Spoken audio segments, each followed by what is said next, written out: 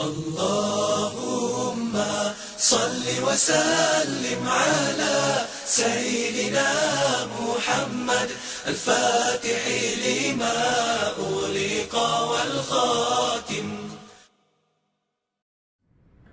بسم الله الرحمن الرحيم. السلام عليكم ورحمة الله وبركاته.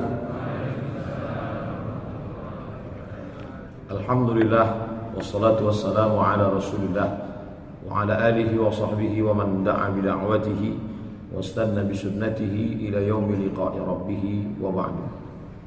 Subhanaka la ilma lana illa ma 'allamtana innaka antal alimul hakim.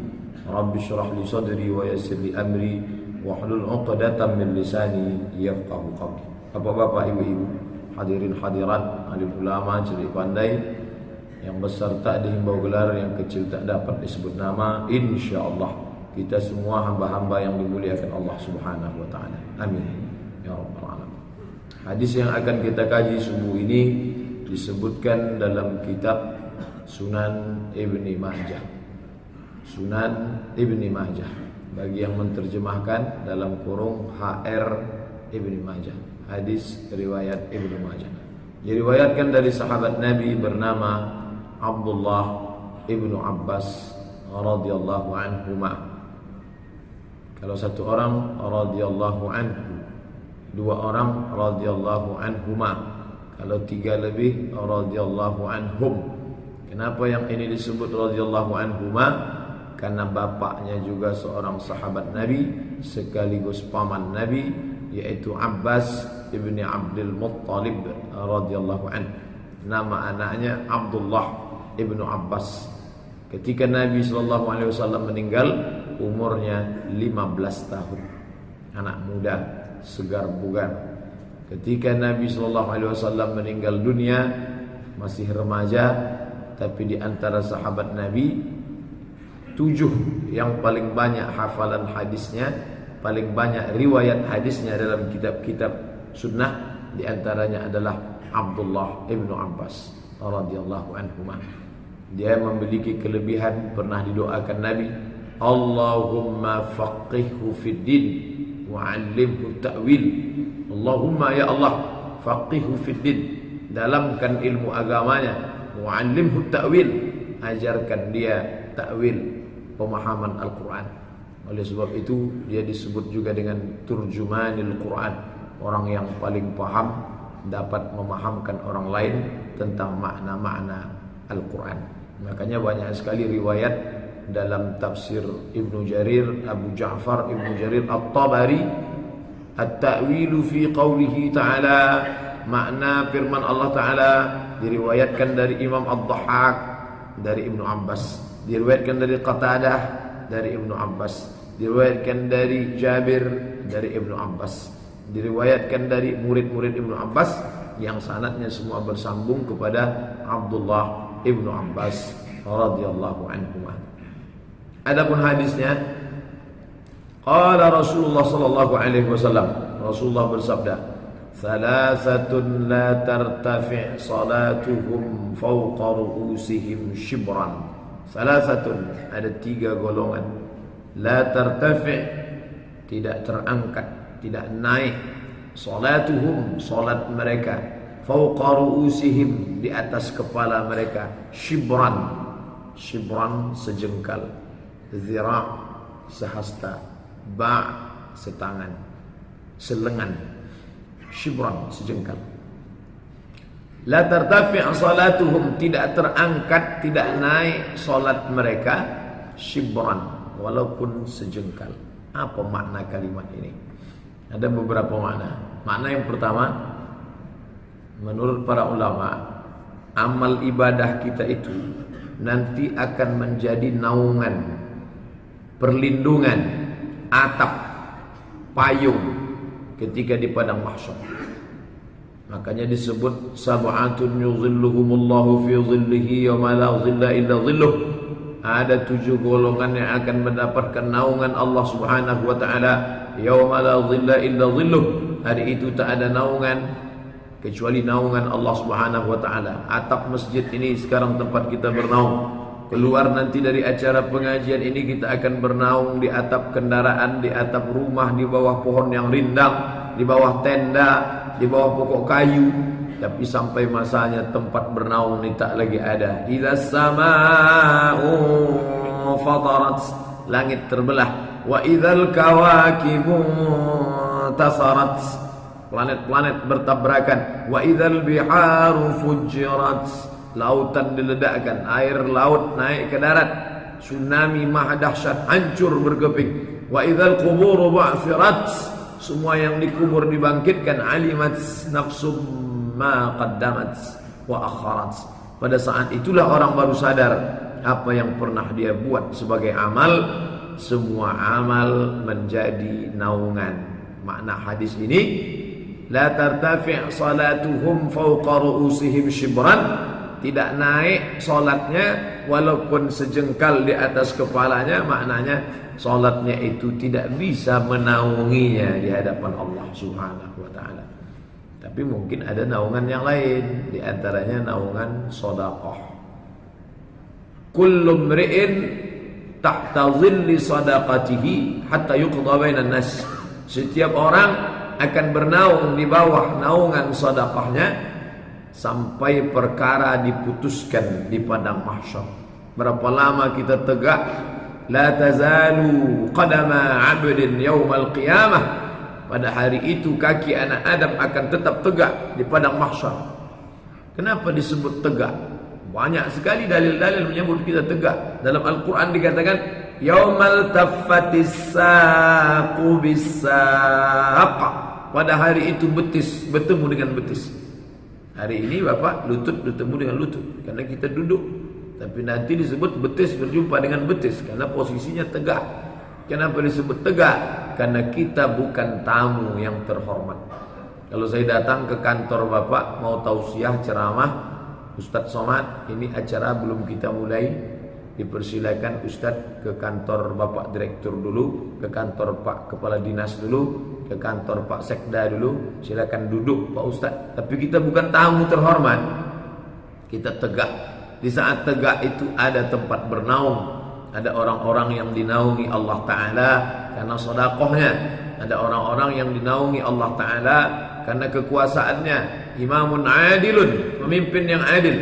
Ada orang-orang yang bernaung di bawah naungan Allah Subhanahu wa Ta'ala karena berkasih sayang. Ainal mutahabbuna bijalali, mana orang-orang yang dulu di dunia berkasih sayang karena aku. Adhilluhum tahta dhilli yawma la dhilla illa dhilli, hari ini aku mau menaungi mereka, mau memberikan perlindungan kepada mereka. Yawma la dhilla illa dhilli, hari ini tak ada naungan kecuali naungan aku. Makna pertama yang disebutkan dalam hadis ini, bahwa salat mereka tidak terangkat walaupun sejengkal di atas kepala. Salatnya tidak bisa menaungi dirinya. Ini makna pertama. Makna yang kedua adalah semua ibadah kita ini diangkat, dibawa oleh malaikat setiap hari Senin dan Kamis. Makanya Nabi puasa pada hari Kamis, Bapak Ibu pun puasa banyak pada hari Kamis. Kalau sudah hari Kamis kita tausiah di Masjid Raya Pasar Bawah, itu disediakan buka puasa, ramai saya lihat jamaah yang buka puasa. Kenapa? Pada hari Kamis disediakan takjil berbuka puasa. Makanya kata Nabi ketika ditanya, hadis riwayat Muslim, kenapa engkau puasa hari Kamis ya Rasulullah? Turfa'u fihil a'mal, hari Kamis amal turfa' diangkat. Wa ana uhibbu an yurfa'a amali wa ana sha'im, aku suka, aku ingin ketika amalku diangkat aku dalam keadaan berpuasa. Menurut makna yang pertama, solatnya tidak terangkat walaupun sejengkal karena solatnya tak bisa menaungi dirinya. Masih syukur, artinya solatnya masih diterima, hanya sekedar tidak bisa menjadi naungan. Masih ada naungan yang lain, masih dinaungi dengan sedekah, masih dinaungi dengan jabatan, masih dinaungi karena persahabatan karena Allah. Tapi makna yang kedua yang lebih fatal, makna tidak terangkat walaupun sejengkal, solatnya tak diterima Allah Subhanahu wa ta'ala karena tidak terangkat tidak bisa dibawa oleh malaikat, tidak cukup syarat. Nauzubillah. Makna pertama tak terlalu fatal. Makna kedua fatal luar biasa. Solat tak diterima karena tidak terangkat. Jangankan terangkat dari bumi ke atas langit, ke Sidratul Muntaha, tidak terangkat shibran, sejengkal pun tak terangkat dari kepalanya. Jadi ya solatnya itu sekedar rutinitas saja. Solat, angkat takbiratul ihram, tasbih, takbir, tasyahud, salam, tidak dibawa. Bahasa lainnya mardud. Kalau diterima makbul, kalau tak diterima mardud, tertolak. Salah satu penyebab amal ditolak man ahdatha, karena membuat-buat, tidak diajarkan Nabi. Tak ada sunnah qauliyah, dalil ucapan, tak ada fi'liyah, bukan perbuatan, tak ada takririyah, tidak ada ketetapan dari Nabi. Masih ada dalil yang tiga ini masih bisa diterima. Mungkin tak pernah dibuat Nabi, tapi ada ucapan Nabi. Mungkin tidak diucapkan Nabi, Nabi diam, tapi diamnya Nabi itu mengandung makna boleh. Jadi tidak mesti disyaratkan. Pernah tak dibuat Nabi? Pernah tak dibuat Nabi? Pernah tidak dibuat Nabi? Tidak disyaratkan mesti pernah dibuat Nabi. Tapi orang ini solatnya tak terangkat sama sekali, walaupun sejengkal dari kepalanya. Na'udzubillah. Siapakah orang itu?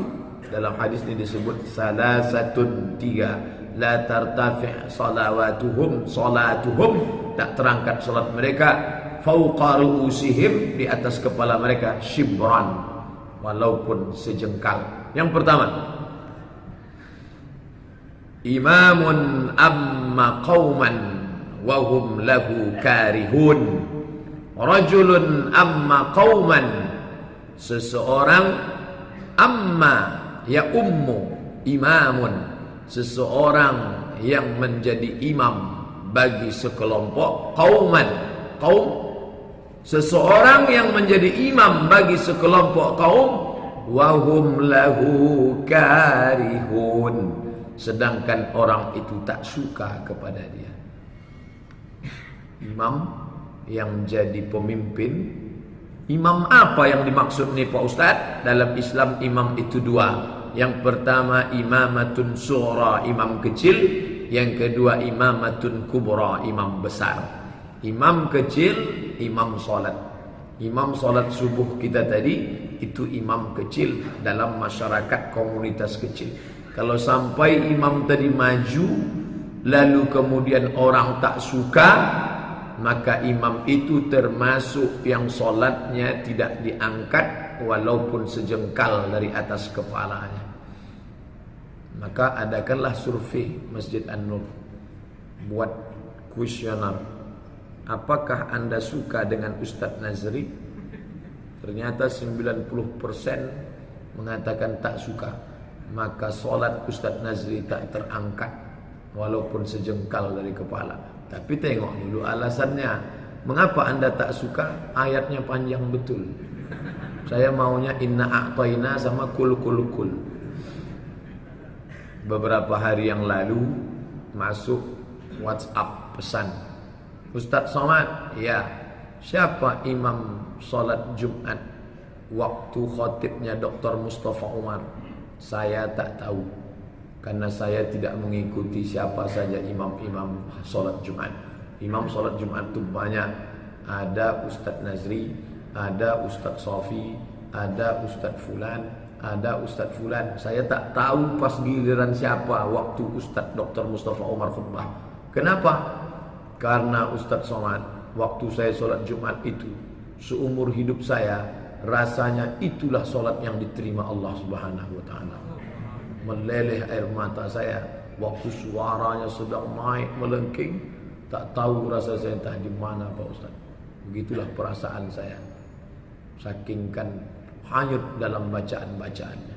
Banyak di antara kita ini ketika mendengarkan bacaan imam, tegak bulu roma kita mendengar. Tadi saya Pak Ustaz rasanya Masya Allah. Paham Bapak ayat? Tidak. Tak mesti paham. Karena dalam Al-Quran dikatakan wa idza tuliyat 'alaihim ayatuhu, ketika ayat-ayat itu dibacakan, zadatuhum imana, bertambah imamnya. Wa 'ala rabbihim yatawakkalun, dan mereka bertawakal hanya kepada Allah Subhanahu wa taala.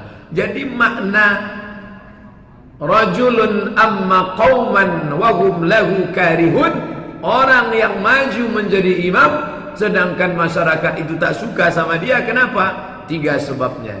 Li fisqihi wa jahlihi wa bid'atihi. Begitu dalam syarah hadis ini. Dia maju, orang tak suka. Yang pertama karena dia fasik, yang kedua karena dia jahil, yang ketiga karena dia pelaku bid'ah. Maju juga dia ke depan, orang tak suka. Ini imam yang model begini, tak terangkat solatnya walaupun sejengkal dari kepala. Ini tak ada kaitan dengan imam. Ini kaitannya dengan Ayla 1343 NG. Ada mobil jamaah yang mau keluar. Dia tadi jadi imam, ada makmum mau pulang, tak bisa pulang, harap digeser. Maka kalau ada orang maju ke depan, saya banyak sudah tanya jawab kertas yang masuk, baik di masjid ini, masjid-masjid lain. Pak Ustadz, imam kami itu bacaannya tak betul, tapi kami mesti juga menjadi makmumnya karena dia tak mau mundur-mundur. Maka saya sarankan bermusyawarahlah, buatlah tim fit and proper test imam. Ada salah seorang sahabat saya, kemarin dia curhat sama saya. Ustadz Somad, ya, saya diangkat jadi ketua masjid. Terus saya susun tim fit and proper test yang terdiri dari qori-qori independen, tidak dikenal di kampung itu, supaya orang tidak menuduh ada kepentingan. Terus apa yang dilakukan? Semua imam-imam itu kami tes lagi ulang. Ternyata ada yang tidak lulus, sudah jadi imam 26 tahun. Inilah yang sekarang sedang menimbulkan fitnah. Dikatakanlah saya begini, saya begini, saya begini.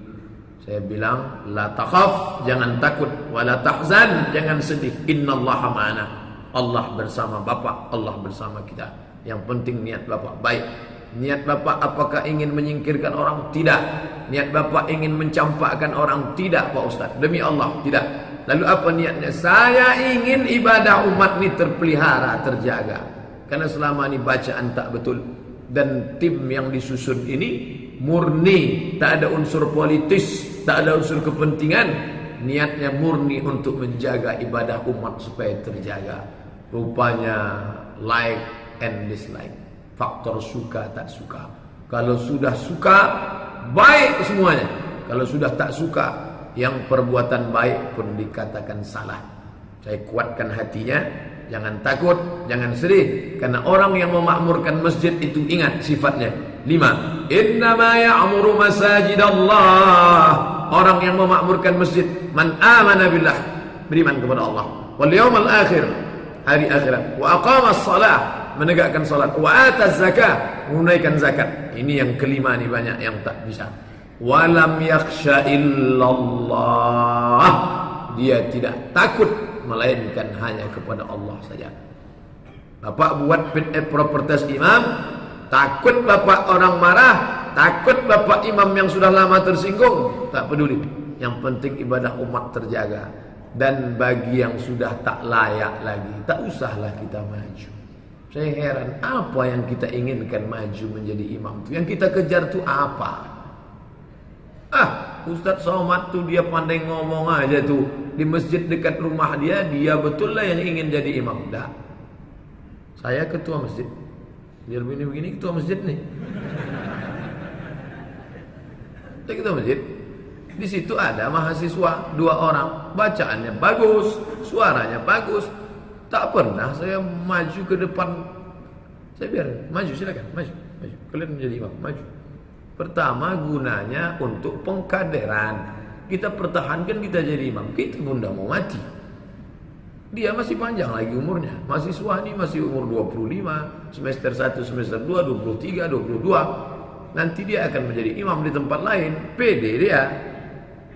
Lalu kemudian yang paling penting adalah Tidak selamanya kita yang lebih tua ini lebih bagus daripada mereka. Saya banding-bandingkan suara, jelas saya kalah. Saya habis ceramah suara saya hilang. Dia suaranya melengking, segar, bagus. Tafadhal, silakan maju. Bapak boleh datang ke Jalan Sukakarya, singgah ke Masjid Ibadur Rahman, jumpai situ. Kalau tak percaya cakap saya. Bagaimana Ustaz Somad sini? Sering dia mau jadi imam. Silakan maju. Ini penting. Kenapa? Jangan sampai kita masuk ke dalam rajulun amma qauman wa hum lahu karihun. Maju menjadi imam, orang lain tak suka, tapi tak sukanya itu bukan karena sebab yang berkaitan dengan bacaan. Tak suka saya bapak itu maju karena bacaannya panjang. Panjang dan pendek itu ada standarnya. Bukalah tulisan buku yang sudah kita kaji, 77 tanya jawab solat. Download di internet, gratis dalam bentuk PDF. Di situ sudah disebutkan batasan-batasannya. Bacaan panjang, bacaan pendek, bacaan sedang. Nah, ini semuanya menjadi standar. Yang panjang itu diagak-agak 1,5 lembar, 3 halaman. 3 halaman itu panjang. Itu dibaca pada solat subuh dan solat zuhur. Itu namanya bacaan tiwal mufassal, panjang. Sedangkan yang sedang itu dibaca pada solat asar dan solat isya. Itu yang sedang. Agak-agak 1 lembar ke bawah, 2 halaman. Sedangkan yang pendek 1 halaman atau setengah halaman itu diukur pada solat maghrib. Maghrib pendek, zuhur subuh panjang, asar dengan isya sedang. Siapa yang mengukur standar itu? Imam An-Nawawi dalam kitab Al-Adhkar. Dia sebutkan berdasarkan ijtihad dia. Karena kalau tidak begitu nanti masyarakat yang terbiasa solat Ramadan di Masjid Raya Pasar Bawah, di Masjid An-Nur yang biasa 1 malam 1 juz, itu kalau ada imam yang baca Sabbihis, baca Alam Nasrah, itu saya Pak Ustaz kalau solat di masjid itu rasa tak solat, rasa saya pendek betul bacaan imamnya. Sebaliknya orang yang biasa ayatnya Qul huwallahu Alam Nasrah izaja, itu bacaan imam kita tadi udah kepanjangan betul dia, sudah gelisah dia. Nah, jadi faktor suka tak suka itu, tak suka karena apanya? 3, li jahlihi karena imam tu jahil, li fisqihi karena imam tu fasik, li bid'atihi karena imam itu pelaku perbuatan bid'ah, perbuatan yang tak dicontohkan Nabi SAW, baik dalam ucapan, baik dalam perbuatan maupun dalam takrir. Adapun perbuatan yang lain daripada itu, saya tak suka imam tu Pak Ustaz. Kenapa? Dia selalu nyuruh-nyuruh kami, menceramahi kami. Itu tak sukanya bukan karena sebab syar'i, maka tidak dibenarkan. Imam kecil, imamatun sughra. Imam besar, imamatun kubra, pemimpin daerah suatu kawasan. Kenapa Abu Bakar Siddiq yang dipilih? Kenapa bukan Umar bin Khattab? Karena imam kecil indikasi terhadap imam besar. Waktu Nabi sakit, yang maju ke depan itu Abu Bakar Siddiq. Maka menurut ijtihad sahabat, ditunjuknya Abu Bakar Siddiq menjadi imam kecil, imam salat, indikasi bahwa dia layak menjadi imam besar, yaitu pemimpin dalam Islam, khalifah, sultan. Kita di kerajaan Siak Sri Indrapura tidak memakai kata khalifah, tak pakai Amirul Mukminin, tapi kita pakai Sultan Syarif Qasim.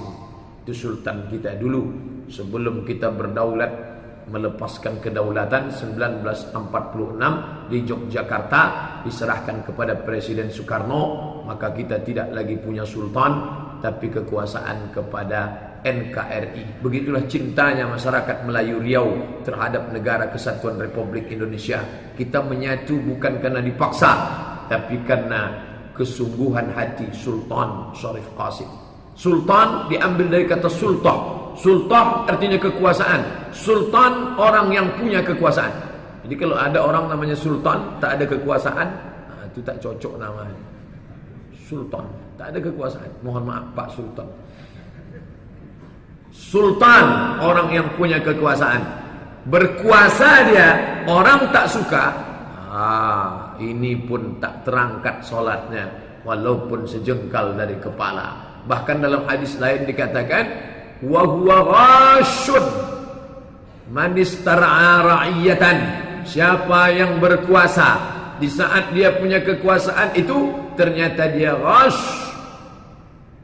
berkhianat, penipu, sehingga orang-orang yang baik tak suka, yang tak baik suka, karena sesuai dengan pengkhianatan mereka. Dibayarnya money politik, gratifikasi, sogok, suap. Maka ini orang tak mencium bau surga. Sudahlah solatnya tak terangkat, walaupun sejengkal dari kepala, tak pula mencium bau surga.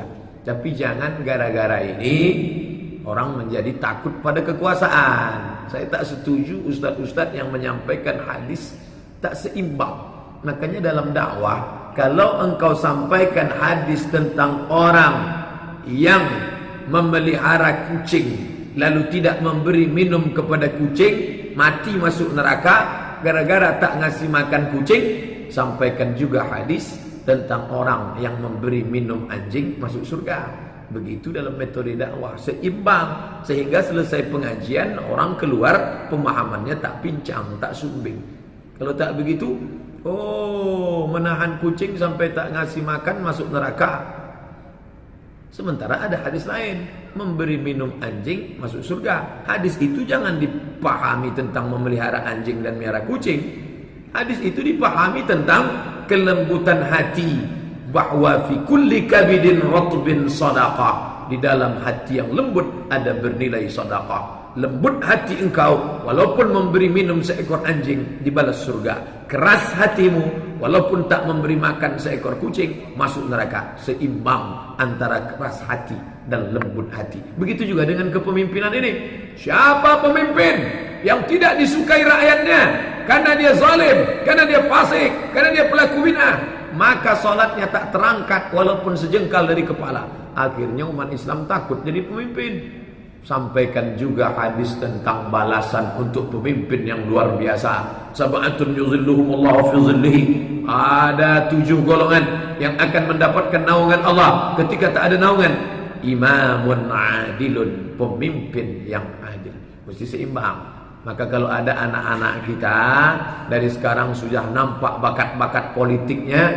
Anak saya ini Pak Ustadz sekarang sudah jadi ketua kelas. Kemarin waktu semester 1 kuliah jadi kosma. Kemudian pula sekarang jadi ketua senat. Kemudian terpilih lagi jadi presiden BEM, Badan Eksekutif Mahasiswa. Bagus. Ambil fakultas Fisipol, ilmu sosial, ilmu politik. Nanti dialah yang akan menguasai politik. Orang yang mengharamkan politik, politik haram. Kekuasaan itu politikus hanya layak dipegang oleh tikus.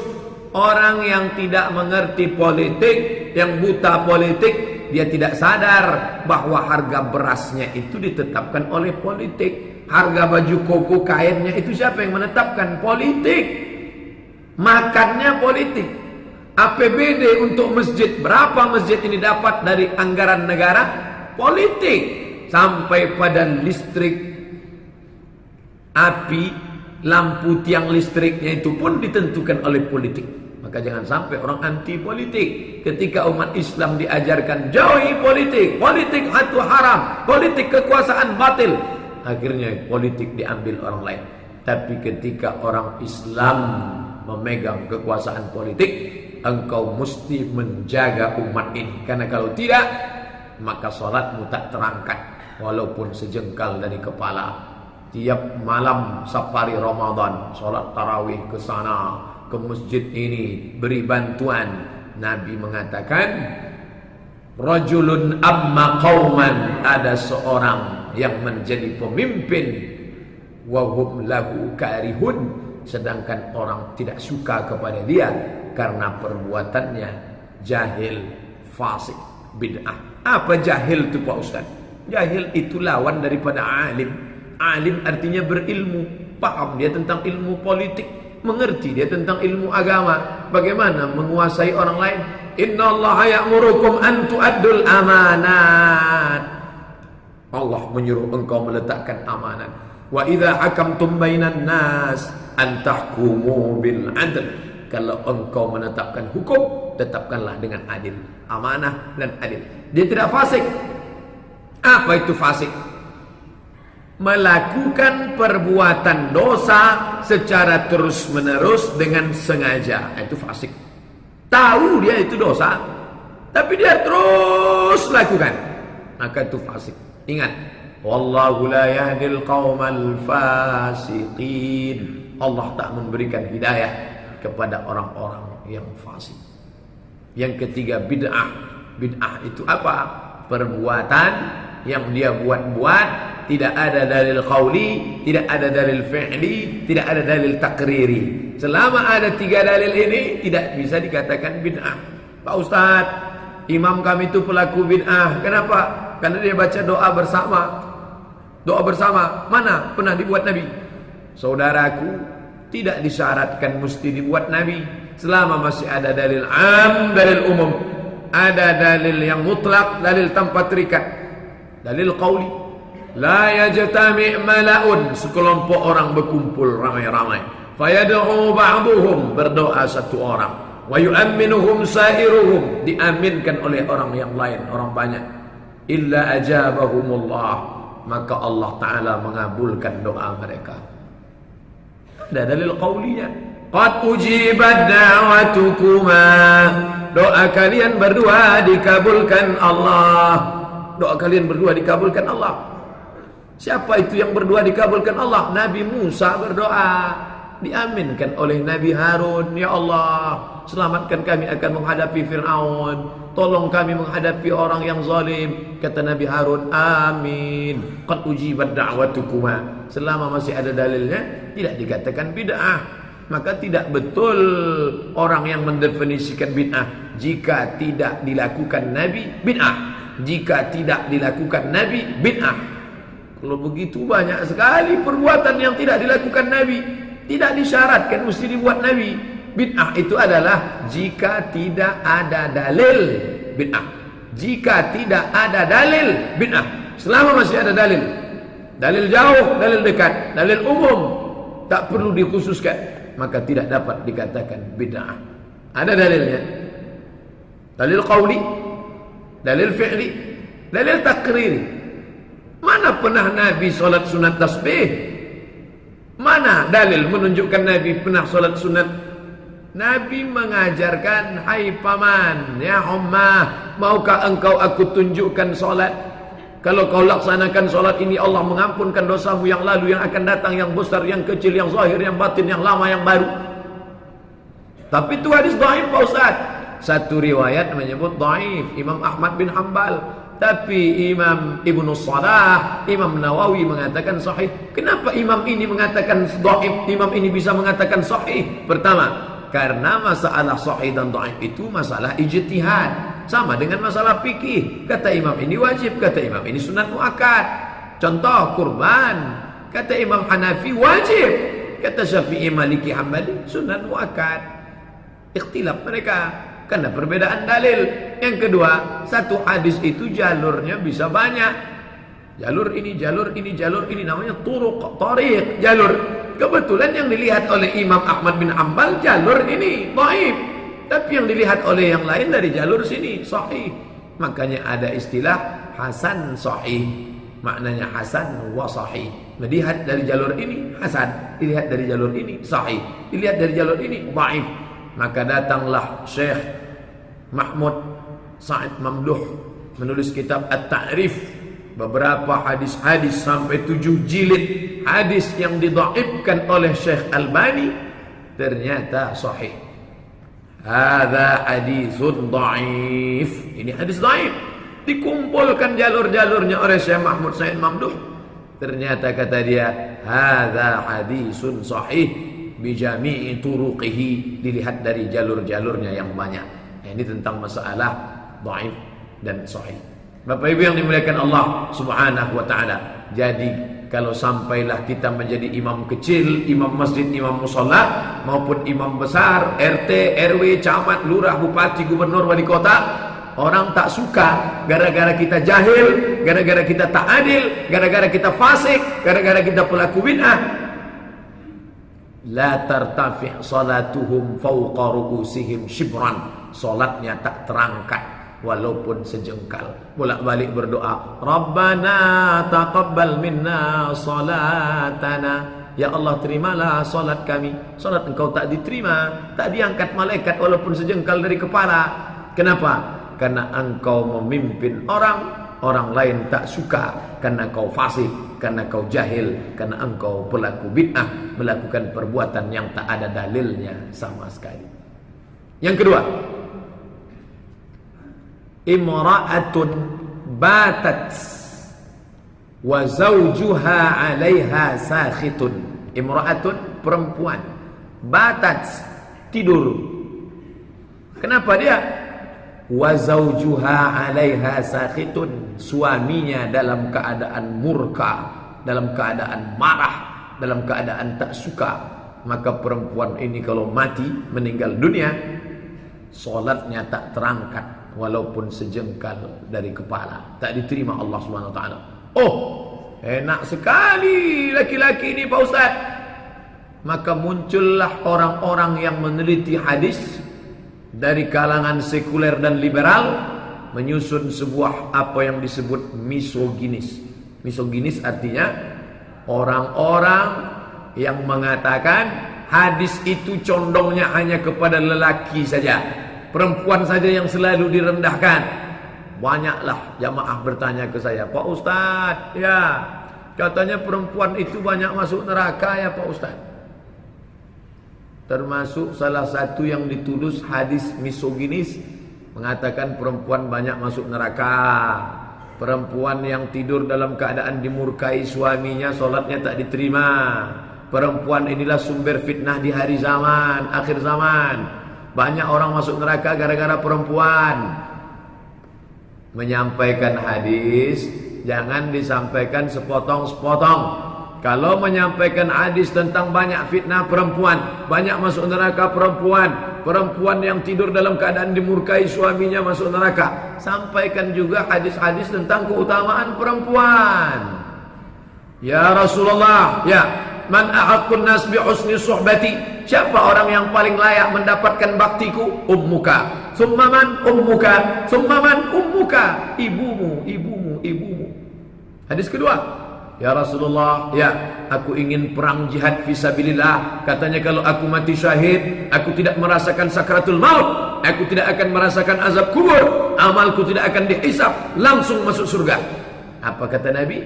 Alaka min ummin, ibumu masih hidup, emakmu masih ada? Masih ya Rasulullah. Ilzam rijlaiha fathammal jannah. Urus tapak kakinya, kau dapati surga di sana. Makanya muncul ungkapan al-jannatu tahta aqdamil ummahat, surga di bawah tapak kaki ibu. Jangankan kau urus kepalanya, jangan kau mandikan dia, jangankan kau belikan bajunya, ilzam rijlaiha, tapak kakinya kau urus, fathammal jannah, surga kau dapatkan di sana.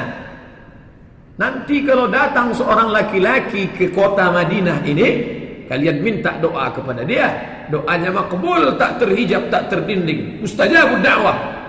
Siapa dia ya Rasulullah? Wais Al-Qarni. Hidup di zaman Nabi, tapi tak berjumpa dengan Nabi. Nabi perang Badar, Nabi perang Uhud, dia tak pernah ikut berjihad. Sahabat heran, kenapa orang ini yang tak pernah ikut Nabi, tak perang dengan Nabi, tak pernah. Sementara sahabat ada yang membawakan sendal Nabi, ada yang membawakan air wudhu Nabi, patah giginya, berdarah pelipisnya, mati. Tapi orang ini malah doanya makbul. Kata Nabi, pokoknya nanti kalau dia datang, kalian minta saja doa kepada dia, karena doa dia makbul. Setelah Nabi SAW meninggal, barulah dia datang. Orang ramai-ramai menjumpai dia. Kenapa doamu makbul, wahai Uwais Al-Qarni? Ternyata dia tidak datang ke Madinah waktu Nabi masih hidup, karena dia merawat ibunya di Yaman. Masirata syahrin, 1 bulan perjalanan dari Madinah, dari Makkah ke Yaman. Ibu, perempuan. Itu kan perempuan. Bagaimana dengan anak perempuan? Perempuan diangkat derajatnya. Man 'ala thalatha banatin, siapa yang merawat 3 orang anak perempuan, fa'addabahunna, dididiknya dengan pendidikan Islami yang baik, sopan santun, suruh pakai jilbab, disuruh pakai baju kurung, baju panjang. Wa zawwajahunna, dinikahkannya dengan orang baik-baik. Wa ahsana ilaihinna, dia buat baik sampai mati.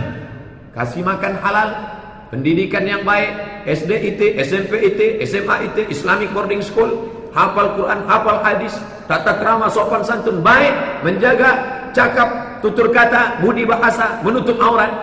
Wa zawwajahunna, nikahkan dengan orang baik-baik. Tanyakan suaminya apa basic agamanya, berakhlak apa tidak. Wa ahsana ilaihinna, dia buat baik sampai mati. Falahul jannah, surgalah baginya. Jadi jangan dikaji tentang hadis-hadis yang seolah-olah, bukan sebenarnya, seakan-akan. Karena yang menceritakan hadis itu siapa? Orientalis, Oriental Timur. Orientalis orang Barat yang mengkaji Timur. Dia orang Barat mengkaji hadis. Namanya siapa? Goldziher, Ignaz Goldziher. Namanya siapa? Aren Jan Wensing. Dari namanya saja sudah tahu kita Goldziher ini orang tak pernah mandi wajib, orang tak sunat, tak ada sanadnya. Dia baca saja hadis itu, dari awalnya kepalanya itu sudah rusak, tidak objektif. Memang dari awal dia sudah benci Nabi, benci hadis Nabi, lalu dia kumpulkan hadis-hadis melecehkan perempuan. Padahal bukan melecehkan perempuan. Nabi bercerita tentang fakta dan data. Pak Ustadz, apa betul kami ini paling banyak nanti masuk neraka? Kata Ustadz kemarin ceramah, perempuan kalian banyak masuk neraka. Ditanyakan itu kepada Syekh Ibnu Utsaimin. Syekh, ya, apa makna hadis paling banyak masuk neraka? Karena perempuan itu jumlahnya paling banyak. Di neraka dia banyak, di sorga dia juga banyak. Pengajian-pengajian di mana-mana masjid, banyak perempuan. Di sini saja sedikit perempuan, karena subuh banyak yang tak bisa datang sendiri. Tapi di masjid lain, PKMT, kalau sudah pengajian, ramai perempuan. Di mana-mana masjid banyak perempuan. Jadi kalau dikatakan perempuan banyak masuk neraka, karena memang jumlah perempuan lebih banyak. Di neraka banyak, di surga pun banyak juga. Masuk akal, rasional. Tapi tentang masalah perempuan banyak melaknat cakap, itu pun tak dapat dipungkiri. Memang banyak perempuan ini cakapnya lebih banyak daripada laki-laki. Kalau ada laki-laki banyak cakap, itu dia mungkin mengikut-ikut perempuan. Oleh sebab itu maka ungkapan Nabi tentang masalah imra'atun, seorang perempuan batat, tidur di waktu malam, wa zawjuha 'alaiha sakhitun, kemudian suaminya dalam keadaan murka, marah kepada dia, maka di situ dijelaskan ulama marahnya itu karena apa? Karena perempuan itu tidak menunaikan kewajibannya sebagai perempuan. Murka suaminya, maka perempuan itu la tartafi salatuhum, tidak terangkat salatnya shibran, walaupun sejengkal. Apakah berlaku itu kalau dibalik? Dibalik, seorang istri murka kepada suami, apakah itu juga bisa terjadi? Salat suami tidak terangkat? Ya. Siapa yang mengatakan demikian? Wa qala al-Muzhiru wa kadzalikal aksu. Imam Al-Muzhir berkata, itu pun berlaku juga pada laki-laki sebaliknya. Kalau tadi dikatakan seorang istri yang tidur di waktu malam, suaminya dalam keadaan murka karena dia tidak menunaikan kewajibannya sebagai istri, maka solatnya tak terangkat walaupun sejengkal. Maka wa kadzalikal aksu, begitu juga sebaliknya. Seorang istri yang marah kepada suami, kenapa dia marah? Karena suami tak melaksanakan 5. Tidak ada nafkah makan, tidak ada nafkah tempat tinggal, makan, pakai, tempat tinggal, pendidikan, perhatian. Ingat, laki-laki pun juga sholatnya tak terangkat sejengkal dari kepala, gara-gara dia tidak menunaikan kewajibannya yang merupakan haknya.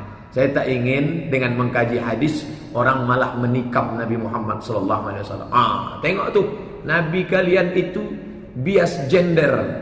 Ini orang-orang yang mengkaji gender ini, dia tak tahu gender itu isu dari Barat punya. Karena orang Barat menekan perempuan itu luar biasa. Orang Yahudi melarang perempuan baca kitab suci. Perempuan tak boleh baca kitab suci. Dulu pada masa abad pertengahan, perempuan itu ditekan. Tapi Islam mengangkat derajat perempuan yang luar biasa. Sampai-sampai kunci surga ada pada perempuan. Surga di bawah tapak kaki perempuan. Maka Islam tidak pernah mendiskreditkan perempuan. Adik-adik remaja, bapak-bapak, ibu-ibu yang sedang membaca di internet bahwa Islam itu melecehkan perempuan, perlu dilihat itu tulisan orang yang otak kepalanya bekudis. Tak betul dari awal, niatnya sudah salah, berguru kepada orientalis, maka hasilnya pun begitu juga. Maka dalam Islam diajarkan, Islam mengangkat derajat perempuan. Tapi ketika perempuan ini tidak menunaikan kewajibannya, lalu suaminya murka, hadis ini menyatakan dengan jelas, imra'atun, ada perempuan batat tidur di waktu malam, wa zawjuha 'alaiha sakhitun, suaminya dalam keadaan murka, mati dia, solatnya tak terangkat walaupun sejengkal dari kepala. Artinya, jagalah aturan kita masing-masing. Sebagai suami, tunaikan kewajiban kita menjadi hak istri kita. Makan sudah kasih? Sudah Pak. Pakaian sudah? Sudah. Tempat tinggal? Sudah. Pendidikan? Sudah. Perhatian? Sudah. Cukup. Begitu juga dengan perempuan. Apa yang dia suruh sudah saya lakukan Pak Ustaz. Dia tak juga suka sama saya, itu berarti ada sesuatu, something wrong. Oleh sebab itu dalam Islam diajarkan hak tunjuk ajar, bukan pada saat nasihat pernikahan. Nah, ini perlu diluruskan. Kenapa banyak laki-laki perempuan tak tahu hak dan kewajibannya? Sudahlah di sekolah dia tidak ada pendidikan agama, tinggal di lingkungan masyarakat tidak memperdulikan agama, orang tua pula tak ada tunjuk ajar, tak pernah mementingkan agama. Laptop dibelikan, iPad dibelikan, mobil dibelikan, motor dibelikan, tapi agama tak pernah dikasih. Akhirnya dia blank agama. Satu-satunya bekal dia untuk berumah tangga hanya nasihat pernikahan yang disampaikan oleh Al-Mukarram Haji Abdul Somad LCMA jam 1:30 siang. Undangan jam 8. Ustaz, besok jangan sampai terlambat ya, datang jam 8 nasihat pernikahan anak kami. Iyalah, datang jam 8, petatah petitih pantun burung merbah, burung balam sampai jam 9. Dari jam 9 buah mangga, buah kuini, buah duku, buah langsat, masuk jam 10. Habis itu bersilat pula lagi, op sampai jam 11. Habis itu serah-serahan, habis itu menangis-nangis pula lagi. Dulu anak tu menangis di depan orang tua, ampunkan aku ya ma, aku sudah menyusahkanmu ma. Dulu anak tu, sekarang enggak. Orang yang membacakan, oh ibu, berapa banyak dosaku padamu. Lalu ibu tu pula, engkau sudah kumaafkan wahai anak. Lama saya mendengar. Kebetulan duduk di sebelah saya tokoh adat Melayu. Saya tanya, Pak, ini dari mana datang sandiwara radio ini? Entahlah. Aku pun tak tahu dari mana datang. Dikatakan ini adat Melayu Riau. Tak ada. Tanya pada tokoh LAM, Lembaga Adat Melayu. Dari mana datang budaya ini? Lama. Sudahlah jam 1:30 barulah kepada Al-Mukarram Haji Abdul Somad dipersilakan menyampaikan nasihat pernikahan. Assalamualaikum warahmatullahi wabarakatuh. Allahumma barik lana fima razaqtana wa qina azabannar. Apa yang mau disampaikan lagi? Jam 1:30 sudah. Orang pun tak lagi mendengar. Menengok ustaz pun macam Upin Ipin nengok ayam goreng ni. Tak ada lagi bisa didengar. Wahai kedua mempelai, aku menyampaikan tausiah kepada kalian berdua. Bukan didengarnya cakap ustaz tu, asiklah berfoto. Tak peduli dia lagi. Seminggu sebelum nikah, 2-3 hari sebelum nikah, dudukkan anak menantu. Belum datang lagi tamu-tamu, tak ada. Panggil ustaz. Ustaz Mawardi Muhammad Saleh, Ustaz Mustafa Umar, dudukkan dia. Ustaz, tolong nasihatkan anak kami. Dari pagi, siang sampai petang. 16 tatap muka, rapel satu hari. Dudukkan dia, apa hak kewajiban dia. Biar tahu dia, nenek mama bagian adatnya. Adat besan di sarah, sarah besan di kitabullah. Ikulah orang nan awak dulukan. Selangkah, tinggi seranting. Batangnya tempat bersandar, daunnya tempat bernaung, akarnya tempat bersila. Terserahlah entah apa-apa namanya. Yang penting ada tunjuk ajar. Bukan dalam 7 menit orang mau disulap kun payakun abrakadabra. Ini penting. Kenapa? Karena kalau tidak, ibadah solatnya dia rajin solat, wa huwa alaihi, dalam keadaan dimurkai Allah Subhanahu wa taala. Yang terakhir, yang ketiga. Wa akhawani mutasarimani. Akhun 1 orang. Akhawani 2 orang. Mutasarimani, berkonflik, berkelahi, bertikai. Yang putus silaturahim, bersaudara. Oh, yang Ustaz masuk itu bersaudara, maksudnya saudara kandung Pak Ustaz. Innamal mu'minuna ikhwah. Semua orang beriman bersaudara. Saya tak tengok bapak orang Minangkabau, orang Batak, orang Jawa, orang Melayu, orang Sunda, orang Banjar, orang Bugis. Kita semua bersaudara. Apa yang mempersaudarakan kita? Asyhadu an la ilaha illallah wa asyhadu anna Muhammadan Rasulullah. Makanya Nabi mengajarkan la yu'minu ahadukum, kalian tidak beriman hatta yuhibba li akhi. Akhi. Saya manggil bapak akhi. Manggil perempuan ukhti. Akhi, kita tak seibu seayah, tapi kita dipersaudarakan oleh la ilaha illallah Muhammad Rasulullah. Kalau sudah bersaudara, la yahillu li muslimin ayyahjura akhahu. Tidak boleh seorang muslim mendiamkan saudaranya fauqa 3 layalin, lebih dari 3 hari 3 malam. Jangan didiamkan, itu saudara. Dia itu kawan kita. Pak Ustadz, bolehkah saya mendiamkan saudara saya? Karena kalau saya ngobrol dengan dia, dia suka menceritakan aib orang lain. Tak boleh. Jadi saya ngobrol sama dia, say hello saja. Assalamualaikum, apa kabar? Good morning, selamat pagi. Langsung pergi. Ini kabarnya anak si Anu. Sebentar, aku ada pula urusan. Tapi untuk diam putus sama sekali tak boleh. La yadkhulul jannah, tak masuk surga. Siapa yang tak masuk surga itu ya Rasulullah? Qati'ur rahim, orang yang memutus tali silaturahim. Orang yang memutus tali silaturahim. Qati'ur rahim, tak putus hubungan dengan Allah, tapi bisa putus disebabkan memutus tali silaturahim. Makanya solatmu tak terangkat. Solat tahajud rajin, solat duha rajin, solat isyraq rajin, solat awabin rajin, solat witir, solat sunat mutlak, solat sunat tasbih, solatnya banyak. La tartafi fawqa ru'usihim shibran, tak terangkat di atas kepala walaupun sejengkal. Kenapa bisa begitu?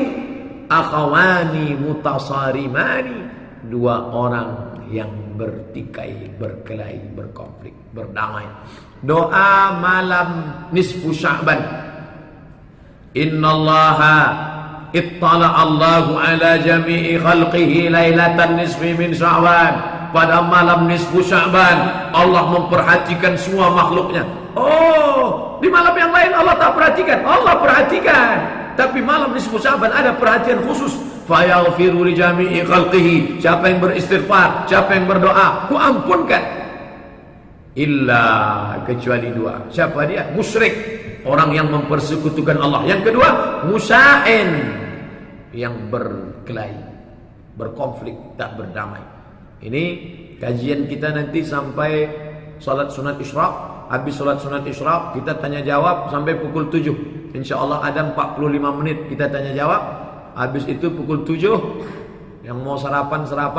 Habis itu kita langsung pergi ke halaman Tanah Lapang SPN, akan menghadiri zikir akbar bersama Al-Mukarram Al-Ustaz Haji Arifin Ilham, datang dari Jakarta. Selama ini kita melihat wajahnya di TV, berzikirlah, Astaghfirullahalazim, ampunkan doa kami ya Allah. Doa engkau tidak diterima, solatmu tak terangkat sejengkal dari kepala. Jangankan naik ke Sidratul Muntaha, sejengkal pun tak terangkat. Kenapa? karena engkau akhawani mutasarimani masih lagi belum berdamai.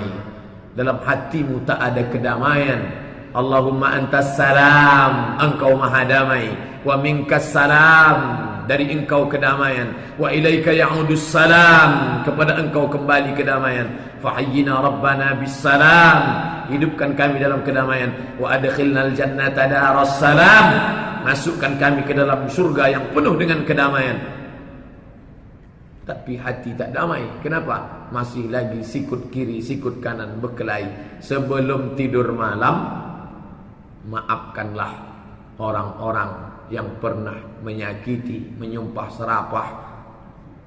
Ku maafkan dia semuanya ya Allah. Salat witir, ini yang paling berat.